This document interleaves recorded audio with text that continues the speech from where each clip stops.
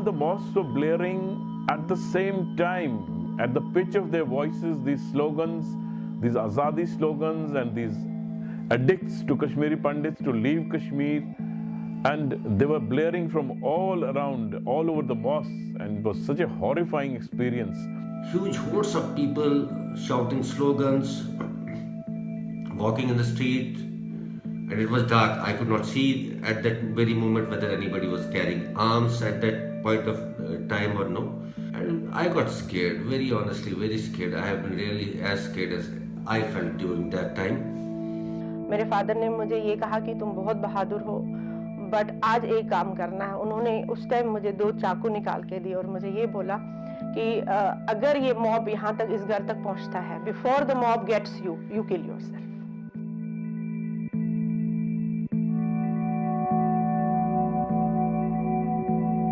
It was the 19th of January 1990.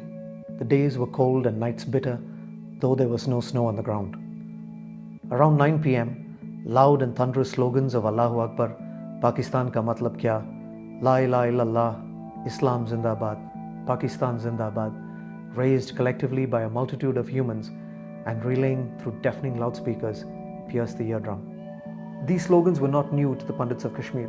However, the odd hour, the tumultuous bang, the intriguing spontaneity besides the shrieking loudspeakers, all spoke threateningly that a storm was brewing over Kashmir. Suddenly, telephone bells began ringing loud in the houses of most of the Pandits in Srinagar. Mobile phones had not been introduced yet. Each caller on the other end of the line asked his relative, friend or acquaintance whether they were all right. This question carried more meaning underneath its simple words. The caller told his respondent to come out of his house in that dark and dreary night and see for himself. What a strange but alarming scene was unfolding on the streets and squares of the capital city of Srinagar.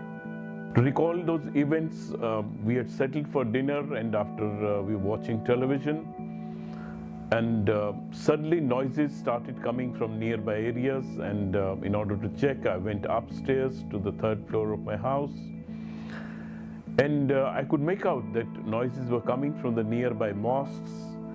And once I started to decipher what exactly the slogans and the noises were, one could make out that they were religious slogans followed by Azadi and separatist songs. उस आवाज़ ने एक ऐसा वातावरण पैदा किया दहशत का, हमको लगा कि हम सुबह लोग हमें जीवित नहीं पाएंगे. 7-8 बजे तक होते होते ये काफ़ी ज़्यादा बढ़ गया था. और जब मेरे फादर जो कि पुलिस डिपार्टमेंट में थे, उनको आइडिया तो था ये, एंड उस दिन लकीली वो बारामूला में ही थे. हमें उन्होंने खाना खा के बोला, हमारे घर का थोड़ा एक रूम नीचे था, यू कैन से बेसमेंट सा था. हमें बोला कि आप लोग वहाँ सो जाना आज रात को. People sat, squatted, danced, shook fists, made violent gesticulations as loudspeakers were fixed and microphones blurred a mix of Quranic verses, revolutionary songs, anti-India vitriolic speeches, and the supremacy of the Islamic faith. Spirited stories of the heroes of early Islam were recounted to convey Islam's might of destroying non-believers. This rant continued till the wee hours. The message for the Kashmiri Pandits was clear. They were in the line of fire. All of us, probably we were 8-10 people. We just cramped up at one corner of the room, opening up the window once in a while, hearing the noises and all that. So the noises were growing very stiller and stiller. Like frightened pigeons, they huddled up in their nests and kept vigil throughout the night. Not a single soul came out of their house. The night-long tirade against non-Muslims snatched whatever remnant of peace of mind that was left with them.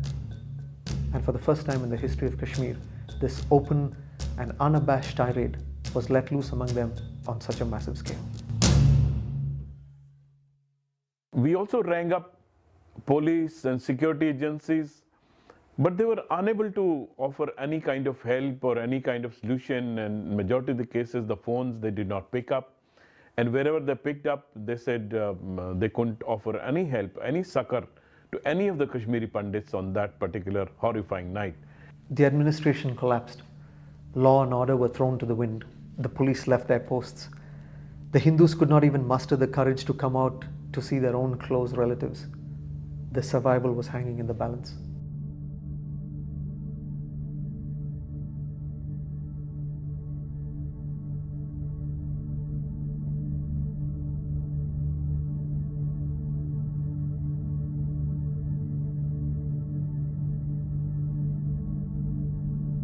Overnight, their Muslim neighbors changed color, apparently as if the Muslims had thrown off the mask they wore for centuries. In a few days, the entire atmosphere changed, and the Pandits came to be recognized as the other.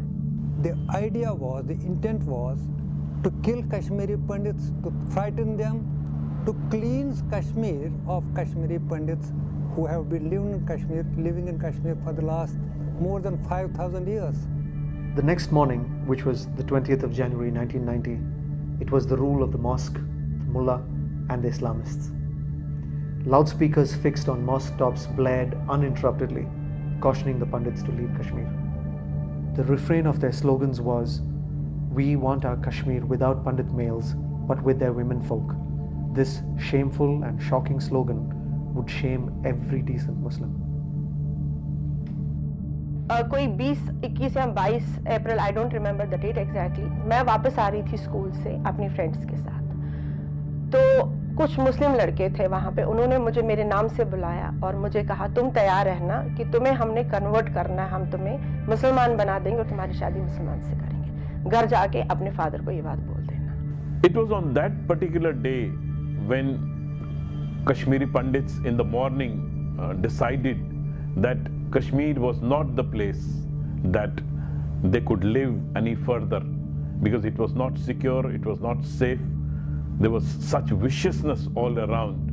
Hate campaign carried forward through barbaric and inhuman violence struck fear among the entire Hindu community in Kashmir, to the extent that anybody prepared to show even the slightest goodwill to them was faced with a threat to life. Al-Safa, a local Urdu daily, minced no words in telling the Pandits to leave Kashmir within hours if they wanted to save their lives and honor. Loudspeakers fixed to mosque tops blared a profusion of warnings. We were given a 48-hour notice to quit or face death. When our leaders asked them that we wanted to live in peace and we wanted to know what our status, one of the assistants of our All Kashmiri Pandit conference was killed, and along with that there was a note, "This is the answer to your request."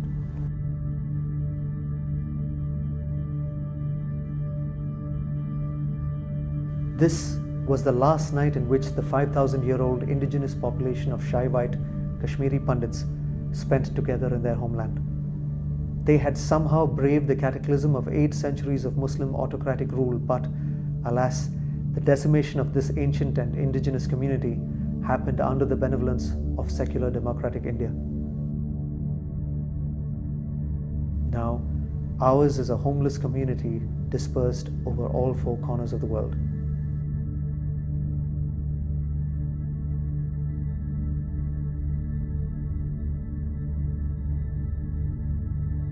The memories of that horrifying night just doesn't go away.